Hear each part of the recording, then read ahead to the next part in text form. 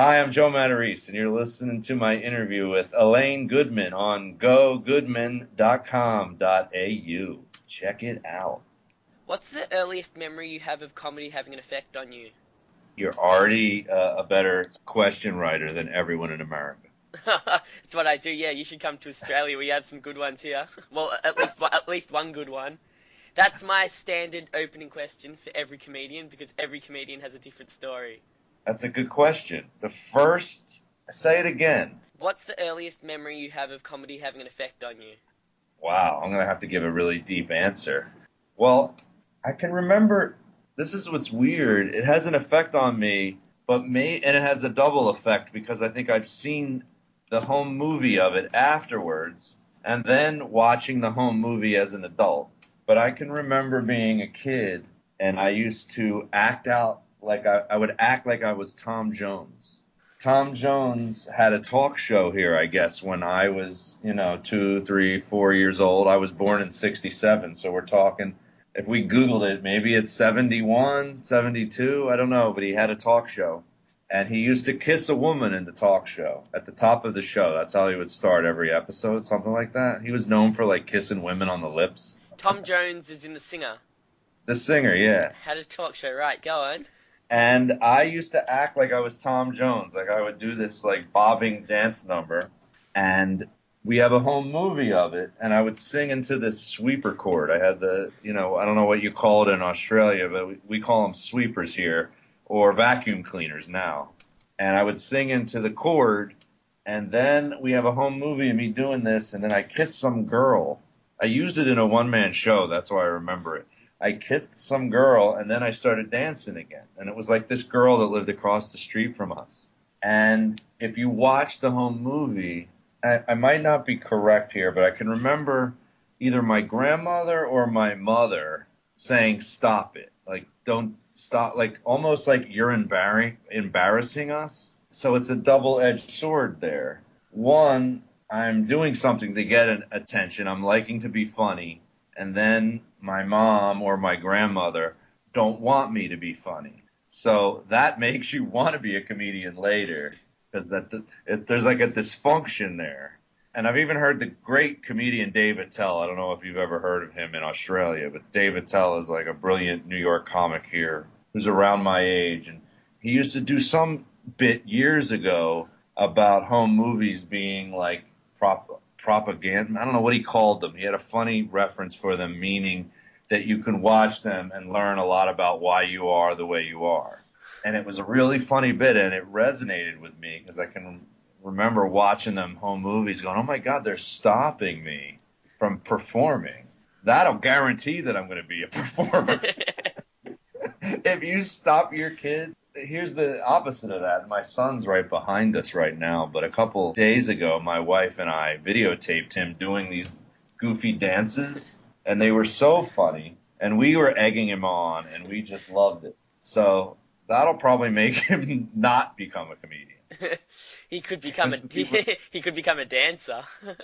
Now, when your parents enjoy you, yeah, you either become a huge star or you don't get into show business whatsoever. Yeah. So who were you listening to growing up? When did you start studying comedy? I wish I studied it. Uh-huh. I'd probably be further along if I studied it. But the comedian that I liked first was Steve Martin. I had all his albums. I've got one of his DVDs in my collection, one of his box sets. I got to watch it. Oh yeah, you watch that old stuff. It's great. There's one special where I think he's in front of like 10,000 people, and he's performing like he's in front of like two. It's really good. But I had a neighbor. Well, where I grew up. He wasn't my neighbor, but his grandparents were my neighbor, and this boy used to visit his grandparents every couple weeks, and him and I would just listen to Steve Martin albums and crack up at like 12 and 13 years old. So that's the earliest memory of actually looking at the comedy industry that was around. I used to watch Evening at the Improv on like a UHF. I don't know if you know what UHF is. It doesn't exist anymore. But TVs... Before VHS? Like a video? Yeah. It was like TV had two dials on it. You had your 2 through 12 on the top channel, and then there was this UHF channel on the bottom. It was like 0 through 72. No idea And what you're talking about. Go on. I know, but they had it, and you could like adjust it, and you would. They used to scramble TV shows, or be all like mixed up looking on TV.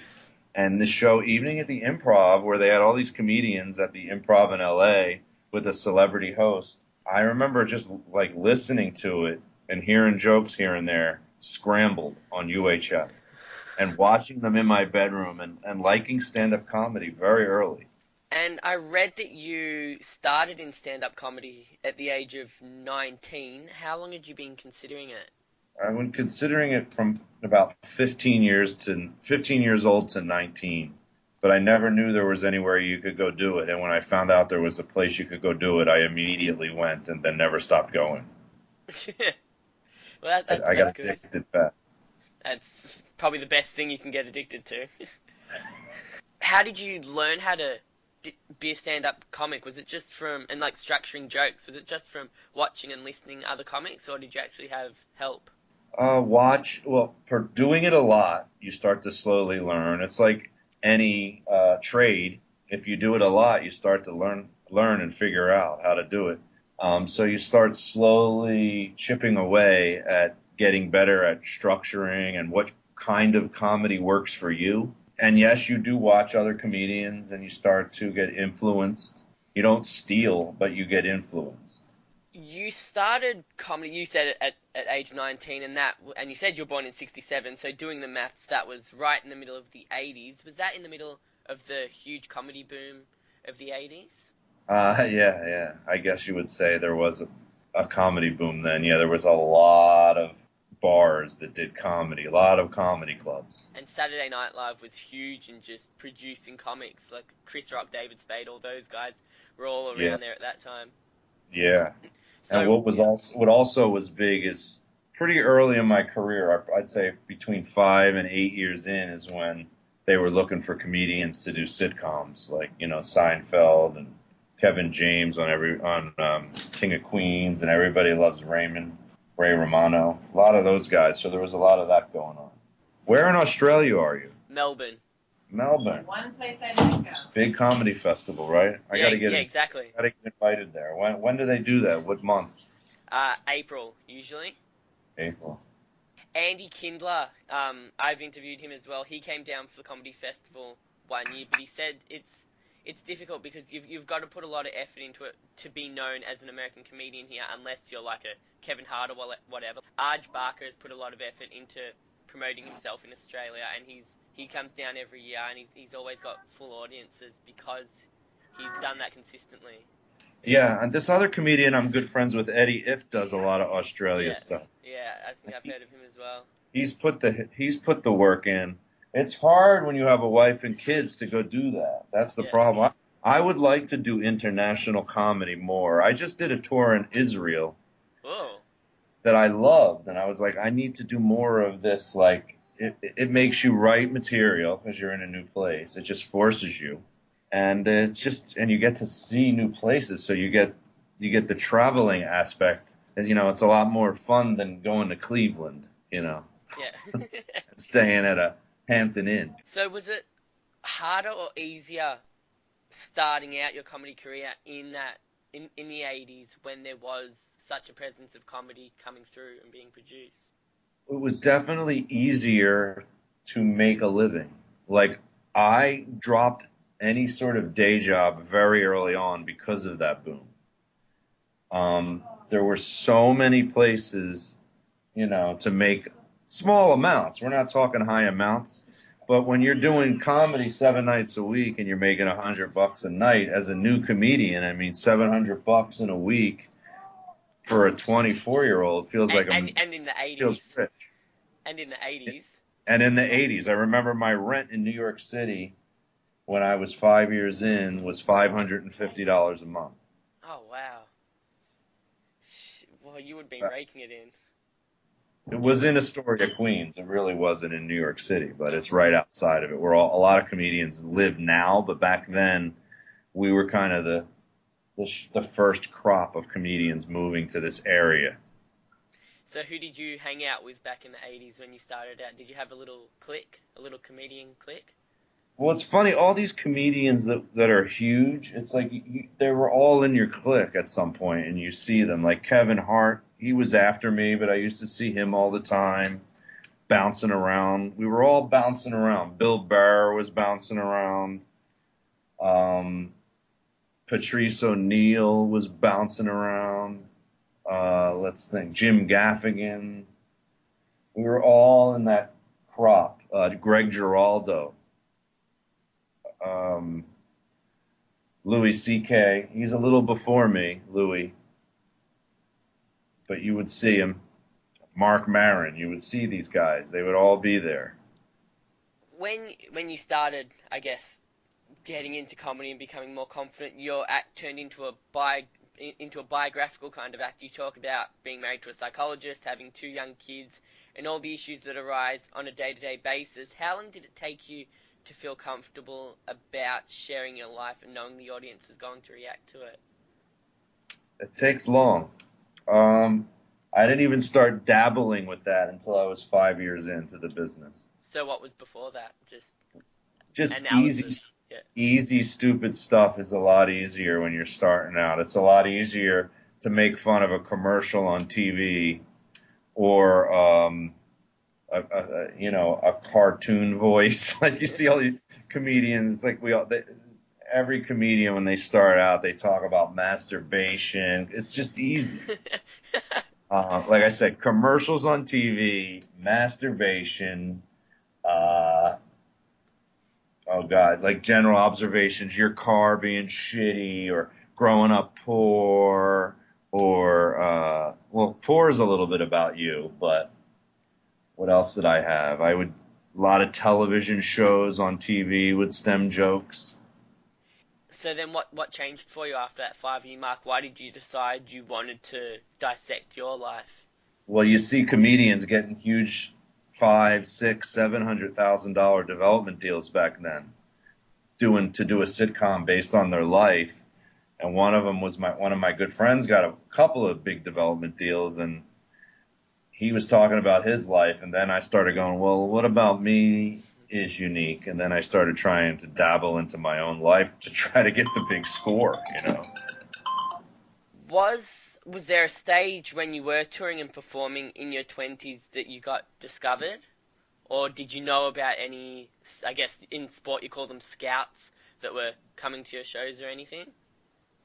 There was a couple of clubs back then. You would see, I wouldn't necessarily call them scouts, but like managers and agents would pop up a lot more. There would be opportunities where they'd have nights structured for a certain person to look at comedians. I can remember Lorne Michaels coming to the comic strip, and it's a Saturday Night Live audition, or they're looking for a host of Talk Soup on E or something like that, and put a list of comedians. So either you were in with that club and they'd add you on the list, or you had a really good manager or agent that could get you on the list so you could perform for something big. It really doesn't happen that much. It almost never happens in New York anymore, which is sad.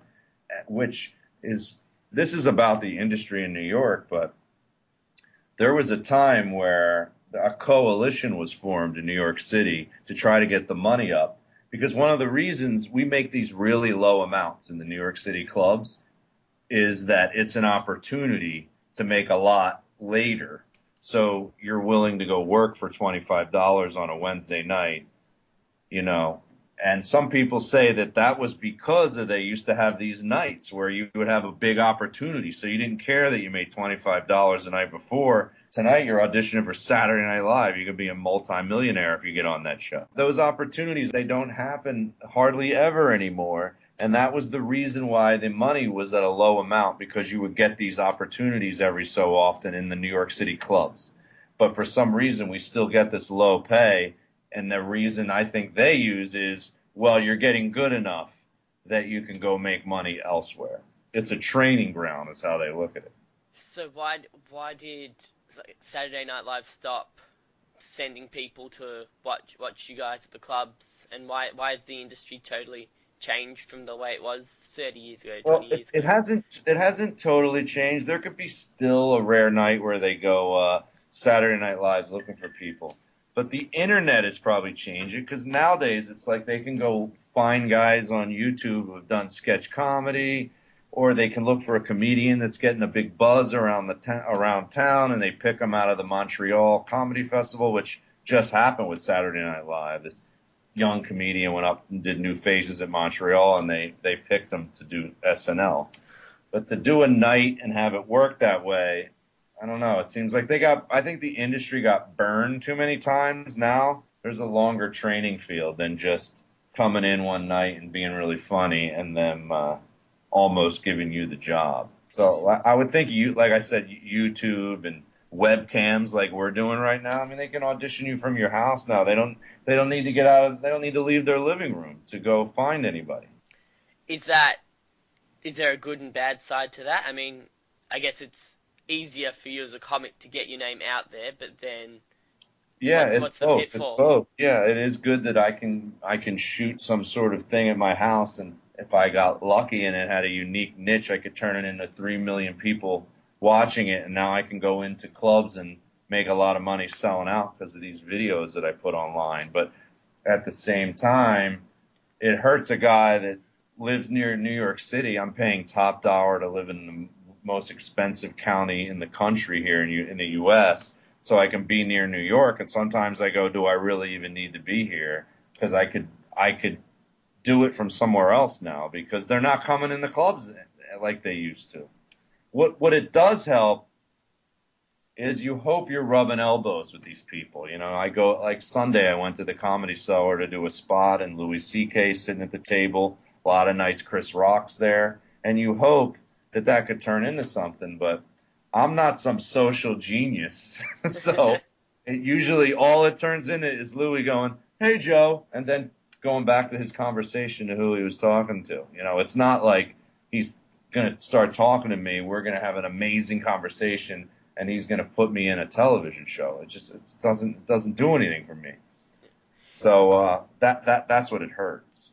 Can you go to someone like a Chris Rock or Louis C.K. afterwards and just have a conversation, ask them what they thought of the set? What they thought of my set. Yeah, will they give you Like feedback? that's almost frowned upon in our industry. Like, because I hate when guys do that to me. They'll go, "Hey, did you see my set? What did you think?" Like, it's a tough one. What am I going to say? You stunk. Like, True. what can I say?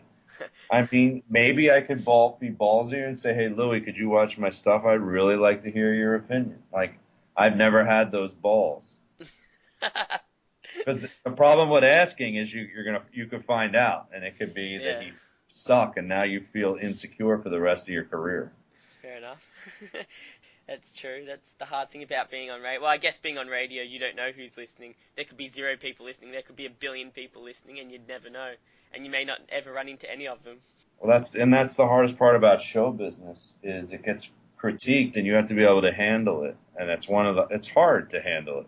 Through the 80s and 90s, there are a lot of acts, as you said, touring around and trying to, quote unquote, make it. What made some of them stand out more than others? Was it just like that some of them got onto Saturday Night Live or The Tonight Show, or was there something about them that was different to everyone else? Another good question. Sometimes the uniqueness is so unique. It has to be funny. Being unique and unfunny doesn't usually help you that much. But there's a million people out there that can be funny. What translates into success? Right. Uniqueness. When I talk about uniqueness, I usually bring up Mitch Hedberg, was a comedian that I actually firsthand in the back of the room saw him stand out amongst us all. And he was at the Montreal Comedy Festival, and I remember like all of the industry was there. It was like packed. There was like 500 people in the audience, and just every joke got a huge applause break. Like not just laughs, every joke broke up into applause, and he was just killing it. And you just knew that this was something that was going to get cherished in our business, and he was gonna do well. You could just tell. He stood out. Dave Chappelle stood out. I remember or really early on seeing him and going, wow, this guy's better than us. Like, but there aren't that many comedians that I've watched where I go, this guy's doing something really good.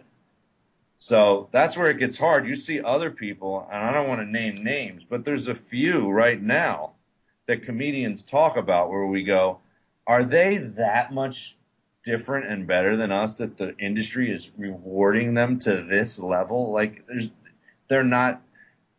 I don't. We used to. I was talking with a comedian about this recently. We said when Dave Chappelle hit, it didn't bother you because you were like, "Whoa, he's fucking amazing." But these other people hit, and you're like, "They're just mediocre. I don't get it. Why are they getting everything? Why are they getting everything?" Can you come up with an answer? Is there an answer? Oh man, if I could, I mean, I would be a genius. The answer sometimes is luck. I mean, there's luck mixed in, right place at the right time, and luck. I read that you've you've come that close to luck. I read that you were close to getting your own sitcom on NBC at one stage. Yeah, Can you a lot of those talk me guys, through a that? lot of guys back then did have that almost happen though. That's like a common story in our business. The here's some money and then the show doesn't get picked up situation. So what was your show about? Was it about your life? It was when I was single. Wasn't close to what I was now. I wasn't married. I didn't have kids. It was about a guy. It was very related to. I, I pitched it similar to John Cusack in the movie High Fidelity, where it's a guy on a quest for like true love, but he's all mixed up. He keeps finding the wrong girl at the wrong time, but he's a good guy and he wants that. And I really connected with that movie, and that was kind of how I had pitched it to who was taking me around trying to sell it to the next level, and I remember I kept saying, John Cusack, High Fidelity, John Cusack, High Fidelity. I want to do a show where I talk into the camera. Like, I loved in that movie how he talks into the camera, and then all of a sudden he's in the scene. Like, there's not a cut. It's just a blend. And now if you notice Like Malcolm in the Middle. Malcolm in the Middle, probably. I got to go back and watch if Malcolm in the Middle. Did they do that? Did they seamlessly go right into the scene? I'm pretty sure they did. Yeah, I'm pretty sure Malcolm did. Yeah. And another one to me is House of Cards now where Kevin Spacey does it. Yeah. No, I haven't watched that. I'm more lean towards kind of the sitcom kind of genre. Oh yeah, me Yeah. too, me Yeah. too. But I wanted to do it in a sitcom version. Like, Yeah. have you seen High Fidelity? No, I haven't seen Oh, High go Fidelity. check it out. It's a really good movie. I'm trying to think like even the ones today like Brooklyn Nine-Nine doesn't do it, or the Office, they don't do piece to cameras a lot. No A one lot of does. them I mean, you had the shows that they did the fake documentary style was very common for a yeah, like while. Modern Family does that. Yeah, but they don't Yeah, actually talk to the yeah, camera. they don't. John Yeah. Cusack will be going, my girlfriend back here is really pissed at me, and I don't even know why. I don't get it. And then all of a sudden, she comes over and starts talking to him, and they act out a whole scene without a cut. So what is that a special kind of format, or why isn't it done anymore? Well, like I said, it is done, but what happens when you pitch to network television versus cable and nowadays Netflix and all that, that stuff didn't exist when I had my heat in the business. So you had to pitch stuff right down the middle or they just didn't get it. Another thing you've done, you had quite a lot of unique experiences. You taught your wife to do stand up for I think it was a show called Better Half, and she won $20,000. So you obviously won. What are the keys to teaching someone else to be a good stand up? Well, she was funny, and my wife is very intelligent. She has a PhD. So one thing that was good about that is she could write a joke and then remember it. She could say it how she wrote it on the piece of paper, which is sometimes comedians have trouble with that. And you can always tell when a comedian is memorized, but you can tell he's not memorized to the level of just saying it with feeling. He's just saying it because he's thinking about his notebook page. There's a difference. And it's the same with acting. Like, there's a guy that can do the lines memorized like a robot, and then there's a guy, he lives it. And my wife, because her memory's so good, it was easier for her to live it. And also, she won one of the rounds that led up to the final round, which was when she won the round, she got to pick what the subject matter for the stand-up she was going to do was, and she picked her husband. So it was easy for me to help her write jokes making fun of me. So we worked together as a team, and I taught her the way I like comedy, which is, be really autobiographical. And the other girl comedian who was going up against her was being taught by her boyfriend. She was kind of doing dirty jokes, like it was stupid. It Was was he a not. comedian as well? Yeah. Can you name him? Like, was he a big comedian? Well, he's got a little notoriety in the business right now because he was one of the comedians in the car or the van that crashed with Tracy Morgan in it. Ah, right, yeah. He was in that car, so he's not been able to do comedy for like 2 years. I think Mm. he had a brain injury and all that, and he was one of the guys in that car. So he's a different kind of comedian than me, and it was probably harder for him to teach his girlfriend, who he's not even really with anymore. So they didn't have a really close relationship. Like I was married to my wife. We're a little closer, so I think that helped. And she was young, and he's just like a real fast kind of work the crowd kind of comedian. He's very good at it, but I don't think that's something you can teach to your girlfriend how to work a crowd. You've been on Letterman twice, once in '07 and once in 2013. What goes through your mind when someone like David Letterman introduces you to come on stage? I haven't talked to many comedians that have done Letterman, apart from Andy Kindler. Well, you don't Um, really hear it. Believe it or not, you're backstage, and now that I think about it, you don't hear his introduction. You just get like this guy going, walk out, like he gives you this like walk out, and you got to walk out and stand on that spot. But you don't hear your introduction. But the weirder part is when Dave comes out after your set, and you can read if he thought you were funny or not when he's shaking your hand. and what vibe did you get both times? Way better the second time than the first time. I didn't do that well. Well, I guess to a normal person you'd watch it and think it went well, but I don't think Dave liked it the first time, and I think he liked me a lot more the second time. If like you say, he may not have liked you as much the first time, how hard is it to get a gig on his show 6 years later? Or does he forget about you and you're just like a fresh face to him by then? Well, he had to introduce me. The introduction was something like second time on my show, so he had to realize then. But um, definitely, okay, now I'm kind of ADDing on the question a little bit. Exactly what answer you want?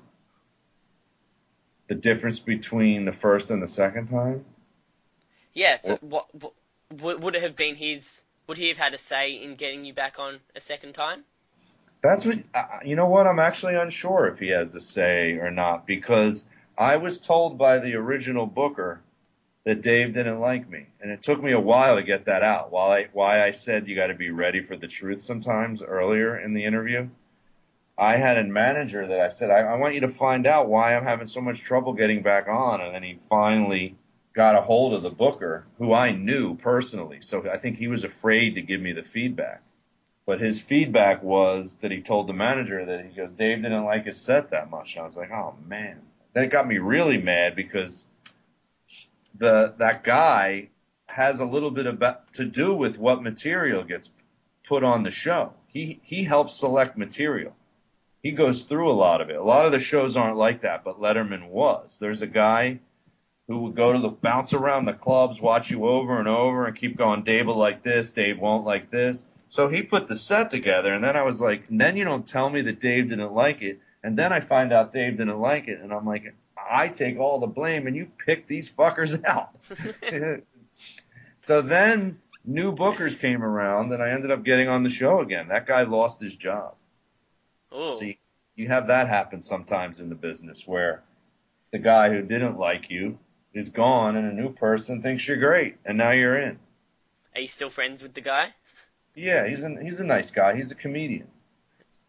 So that could have been the reason that there were new bookers, and then you got a second chance, and Letterman liked it a lot better. I don't know if once again, who knows how much he knew. He might he might if you watch Letterman the last few years, didn't look like he gave a shit. So I'm that, you know that might be some of the reason I got back on. I don't know. You've also been on Craig Ferguson, Chelsea lately, and Craig Kilborn, including Letterman. Which one of these appearances is the most memorable for you? Hmm. It's Letterman. Yeah, Letterman's. When I grew up, if you were a comedian that got on Letterman, that was like being made in the mafia, like in Goodfellas. Like that meant you were at this higher level. If you watched stand up from the mid '90s to 2005 to I'll say seven because that's when I was on the first time. The comedians were at a higher level, if you ask me. I hope I'm not burning bridges, but I mean, back in the day, it was like Sam Kinison you'd see on Letterman, I can remember Mitch Hedberg's first Letterman. I mean, it was just standout. I can remember Jeffrey Ross was just Jeff Ross, his first Letterman, just destroying. Ray Romano, Letterman. It's like all these very high level comedians that ended up going on to these really big things, and then it got to the point where just you know more mediocre comedians were on Letterman, if you ask me. Slamming Craig, myself here. yeah, I'm not going to touch that, otherwise you'll hang up on me. I watched a lot of Craig Ferguson. He aired in Australia over most of his 10 years, but I never really got to see much of Craig Kilborn. What was he like as a talk show host? He was really good as a talk show host. He came from he wasn't a comedian. He wasn't a stand-up. He came from ESPN. He was like a sports guy, so he's this real tall, like handsome guy, but he was pretty fun. I liked him. He was one that I could tell in his introductions that he really liked my comedy. You can tell as a comedian that if they go the extra. I remember once he went, "Oh, who do we got? Joe Matarese. Oh, I like him. I like Joe." And then it was just the way he said that. I went, "He really does like me. I can tell." In 2014, you went on America's Got Talent. What was the thought process behind that choice, and what were the positives and negatives of going on a talent show as a comedian? Ooh, Because as a comedian, like even here, if they go on the talent shows, it's really hard for them because it's not really a comedy crowd, and four random judges can't really judge comedy if they're not comedians. right. And there's a short amount of time. Yeah. Comedians have trouble going on for 90 seconds and showing off their skill. That's why if you watch those shows, the guys that do really fast but bump jokes do the best. And one-liner guys. So what was the thought process behind going on America's Got Talent? Well, be honest, when you've been doing comedy long, the thought process starts to be, what do I got to lose? Who gives a shit? It can't get any worse. I might as well do it. And then you do it and you go, oh my God, I wish I never did it. Every time I've ever done one of those reality shows, afterwards I went, why did I ever do that? That was the stupidest idea. So now I've made a vow, I'm not going to do them anymore. But at the same time, you do them because there's a small percentage that you could be a household name in a very short amount of time. If it goes well for like 5 episodes in a row, you could change your income tremendously for the next 3 or 4 years. That's why I did it. I had a friend who came in like 3rd place, and he's been killing it. He's making so much money for like the last 3 or 4 years. And what did he do? How did he work the 90 seconds? He's a one-liner guy. Yes, as a storyteller, it's a lot harder. And another thing that's unfair in these comedy talent shows is that they cut in ways that they don't show the full truth. like one of the comedians who went further than me got to skip a whole round. Like he didn't even have to do the round that had no audience, and that's the hardest round. I got to perform with no audience, and you get to skip it. Like that's bullshit. That's not fair. Why did he get to skip it? They just decided they liked him. They're going to put him all the way through to Radio City, and I had to go through this hoop of performing for no crowd. And how do you not get in your head? You're like, the guy's the same age as me. They must not like me as much as him. Why are they letting him? I know for a fact he's skipping. He's one of my friends. So I got to pretend that I don't care. So that's probably half the reason I called the judges on this blank stare they were giving me in the second round. I'm like, how did I get a standing ovation from you and the crowd the first episode, and now the second episode you're staring at me like you've never seen me before? That doesn't make sense as a human being, that you're giving me this negative vibe. I'm like, why are you doing this? And then I'm like, something's up. And then it was that they cut it together and made me look like I stunk, and the rest is history. Did I read that you'd been on Howard Stern's radio show before, yeah? Yeah. Did he know who you were? I bet he did, but he didn't. He didn't say he did. No, so that doesn't help that he's interviewed you before.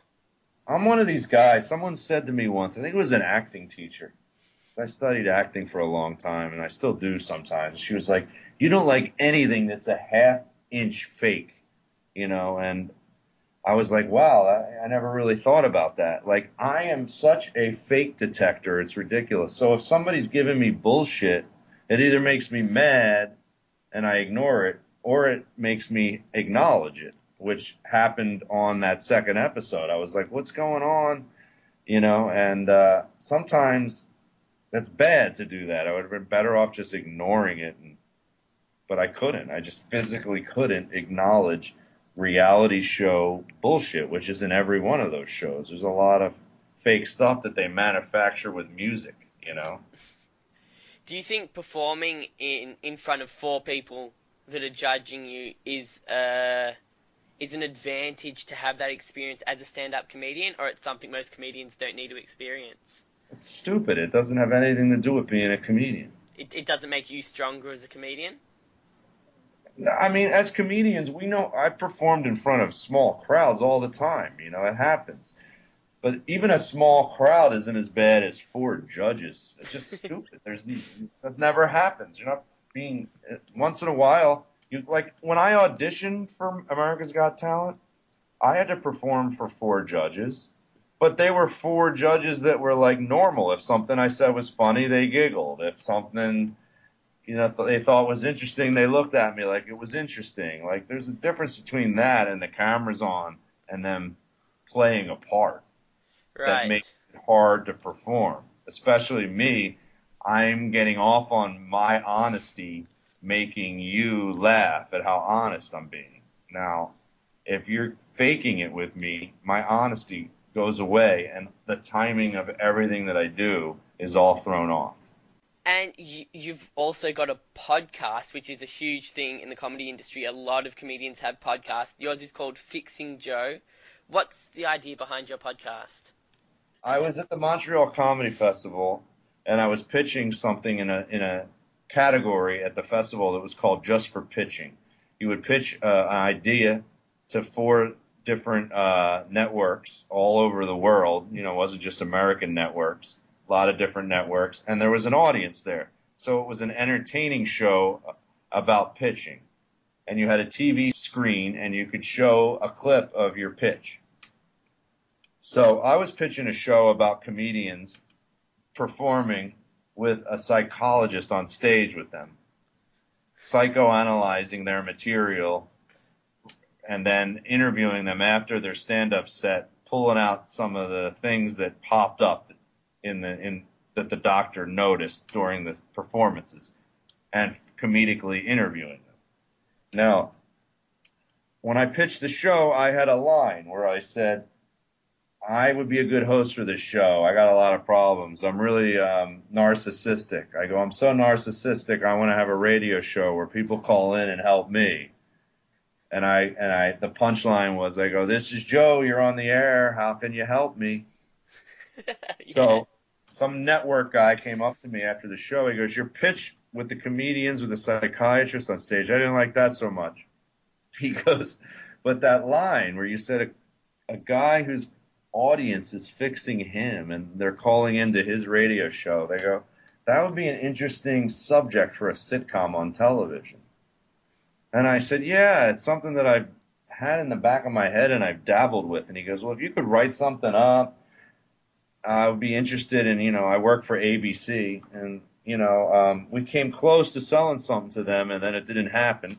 But I always kept it in the back of my mind. And when podcasts started to happen, I said, this is a chance to test the idea out. Because comedians sometimes came up to me and said, "You want to do it as a sitcom? I think it actually would work as a radio show, like for real." So the podcast format's great for testing shit out. So I just started doing it. The only negative is I can't take phone calls because it's too complicated and pricey to try to set it up to do it that way. I always wanted to do it that way. You could always get into a radio station. Yeah, I don't know. It's very hard to try to get your own radio show. I mean, how the heck can I do it? Or you can go into these small stations that'll give you time, but then you have no one listening, so no one's calling. You got all your friends calling in. It doesn't work that way.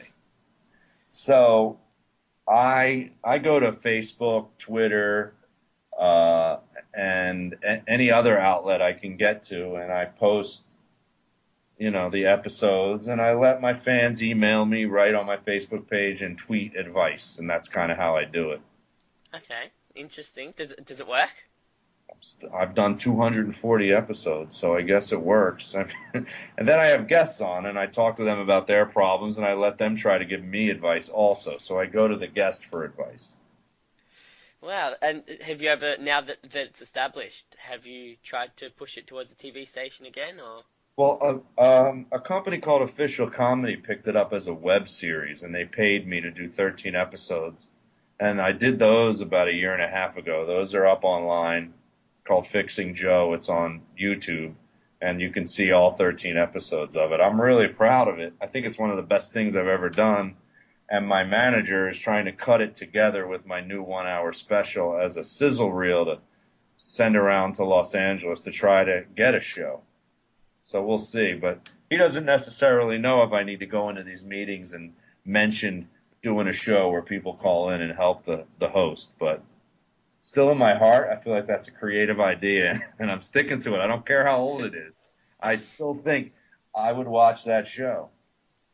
Now, you mentioned you've got a 1-hour special. Is that for Netflix? Is that for DVD? Is that for a TV station? It was financed from a producer friend, and now we're taking it around to see who wants to buy it. It just got finished, so the pitching hasn't even begun yet. But my goal is like Showtime or Netflix or Comedy Central. Those are the 3 places I'd like it to be on. If you get it on Netflix Australia, I can watch it. Yeah, that's true. You don't get Netflix US, huh? No, well, not legally. So yeah, I've even called Netflix and they say don't try and get the American version because it's kind of illegal. Most stuff that's on American will eventually get to the Australian version. So we're waiting. It's starting up pretty quickly, which is good. It's been out a few months, and it's good. Yeah, and there's a lot of comedy specials on there already, and I've watched a lot of them. They're really good. Even some that I haven't heard of the comedians beforehand. Who are the American? You'll see American comedians on Australia Netflix? Yes, so like Gabrielle Iglesias I knew about beforehand. Chelsea Handler I knew about. Chelsea Peretti I only found out through Brooklyn Nine-Nine. Dimitri Martin was really good. These are all huge comedians here. So, well, some of them I haven't heard. I mean, yeah, Kevin Hart is. Who else have I watched? Arj Barker was on there. I can't remember them all, but some of them are probably most of them are probably pretty big in America, but some of them that aren't like your Chelsea Handlers or your Kevin Harts maybe don't reach Australia as much. My question would be, are there any comedians that are American that aren't on American Netflix but are on Australian Netflix? Let me check. If I rattle off a few names to you, would you be able to tell me? Oh, yeah. Gabrielle Iglesias, Danny Boy, Rob Schneider, Todd Barry, Oh, yeah. Mike Birbiglia, Patton Oswalt, Zach Galifianakis, D.L. Hewley, Eugene Merman, Rodney Carrington, Ralphie May, Mark Maron, Melanie Camacho. I'm just trying to read that writing. Leslie Jones, Wyatt Cenac, John Moore. Some of these, like Bill Burr's another big one. Dimitri Martin, you said was a big one. Jen Kirkman. Chris Tucker's on here, his new show. Chelsea Peretti. They're mostly the same ones that are on the U.S. Oh, really? That's good. Yeah. Okay, They're they're all yeah. pretty known comedians, all that you mentioned. There's a few that are a little smaller, and there's a few that weren't Americans that you said. So what's on for 2015? For the rest of 2015 going into 2016, what have you got? Well, I gotta hope this special gets sold. That's my big goal. Is I'm trying to I'm trying to bump up my Twitter following so it'll be easier to sell the special. At the Joe Matarese is my Twitter. But selling the special, and then my manager's trying to take that special and sell me as a TV show would be that would be amazing. That's basically the special is the number one. I mean, I got to try to get that out there. This is what everybody's looking at now is comedian specials on Netflix. If you don't have one, it almost looks like you're a loser. Who are you? Like, it's funny that you're naming all these comedians in Australia. It's pretty cool if you can get a special in these other countries and get little fan bases in other countries, and you can go perform there. Even if it's 300 and 400 people, that's all you need, Then you build from there. But yeah, exactly. People have to know who you are, and I guess that's why YouTube's good these days, and Netflix is good as well because it gets the American comedians and the British comedians, and everyone can find out who they are. Well, that's why people take their 1 hour specials now. After they've aired a little while wherever they sell it to, they break it up into pieces and they put them on YouTube as like 3-minute clips. Because now you can get that going too. I mean, Bill Burr only came here for the first time this year. I don't know how old he is, but he's been around, as you say, he's been around a while, but he only came for the first time this year. Gabriel Iglesias has been going around for quite a few years, so even I'm actually opening for Bill Burr in Philadelphia, which is where I started stand up on November 6th in front of 20,000 people. So that should be pretty cool. That's cool. So when's that? November 6th. November 6th. And what else have you got coming up? So you got the TV show, you're opening for Bill Burr. Have you got any other talk shows lined up, or? I don't have anything lined up. I mean, I probably should try to put something together and go do late night television show again. Once this special gets off of my plate, as they say, I will probably start putting a 5-minute set together of newer stuff that I can do on TV. And I'd like to try to get on the Tonight Show with Jimmy Fallon. The guy who's booking it now, because once again that just switched. Is the guy who used to book Chelsea Lately, so I know him from doing Chelsea. I did Chelsea Lately 16 times, so hopefully he's a fan. I can get on there. That's how it works in a business. It keeps rotating. It's like a volleyball game. It just keeps going round. Oh, so this guy has a network now. This is crazy. He was a bartender 8 weeks ago. So where's your mate that was booking for Letterman? What? Where's your mate that was booking for Letterman? Where's he now? Where's that guy? He's just doing stand-up now. Oh. He was the booker and a comedian who used to do warm-up. Then he lost the job as the booker on Letterman, but he was still the warm-up. And then Letterman retired, so he's just a stand-up now. That's the harsh side of the industry. Yeah. He just keeps going around. He's got to find the next thing. And finally, where can people find you? My website's joematarese.com. They can always look that up. All my contact info's on there. Twitter, Facebook, Instagram, videos of me, dates where I'm performing, my podcast. You can listen to it all there. Or you can go to iTunes and find Fixing Joe there, the podcast, and YouTube and all that kind of stuff. But website's the best, joematarese.com. That's what I got, Joe. It's been a pleasure. Good luck with your stand-up special. I hope to see it soon. Good luck with Bill Burr. And bring him back to Australia again, and you should come with him next time. And, try and... If you get on the Tonight Show, I'll be watching. We get the Tonight Show here, so that's good. Yeah, good luck. It's been a pleasure. You too, man. Good luck. It's a good interview. Did a good Thank you. job.